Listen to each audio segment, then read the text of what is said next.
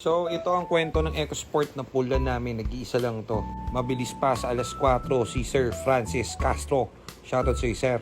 So, matagal na nakasabay-bayan sa page. Gano'n siyang pula talaga. So, may dumating na pula, ni-reserve niya agad yan. So, ang preparation dito nung una is PMS ng matindi. Kaso lang, hindi namin napansin. Manipis pa lang radiator na kinabit ng first owner. So, bumili kami agad ng mga necessary.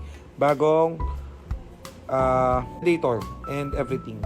Kaso hindi kinaya. Kailangan talaga siyang i-refresh yung buo. Pwede kasing gasket to. Pero hindi nga kami nagtitipid eh. So, i-refresh na rin natin yung buong head para mas matindi. So, syempre, katagalan, pag ginagamit niyo yung kotse, nagkakaroon niya ng carbon deposit sa loob. So, para dahil bubuksan din naman yung gasket kasi ayaw mawala nung init niya. Nanonood kasi ito si Sir ng vlogs natin. So, alam niya yung tamang init ng kotse or temp ng EcoSport.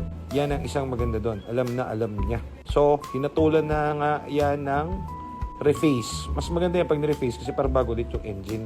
All stock naman yan ulit pag binalik. So, ayan o. All stock. Walang kahit anong na-miss out. So, everything good. So, napakaganda pa rin yan. Tapos, ganun pa rin. Mas matining na nga lang yung tunog niyan. Kasi syempre, ubos ang carbon deposit sa loob ng makina niyan. So, ayan. Gagangsain pa ako, boy. Yun nga lang. 2 araw kaming ganyan. Nakabukas lang yung kotse, nilalapat yung dapat lumapat dun sa internals. So, yan ang advice sa atin ng ating head mechanic na si Kuya Edu. Ako naman ang tigabantay at tigamatsyag ng kanyang unit. So, ito kasi, yung love natin and passion dun sa pagbebenta ng kotse, hindi dun natitigil yun na pag nagbenta kayo na yun.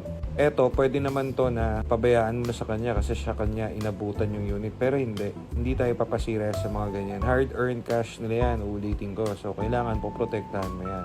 Kita mo naman, 99 na lang, hindi umabot ng 100, boy. Pero, 100 ang nagastos ko dyan, boy. Joke. Hindi, mura lang, mga ano lang. 50 yata, mga ganyan. All in all. Pero lahat nung cooling system bago na rin. Alam naman ni Sir yan, for Sir Francis. So ito, binamanmanan na namin para maglapat-lapat yung nasa loob dyan. Tapos, ito naman si Jad. Ewan ko ba tayo mag-vlog dun sa loob at parang, ayan o.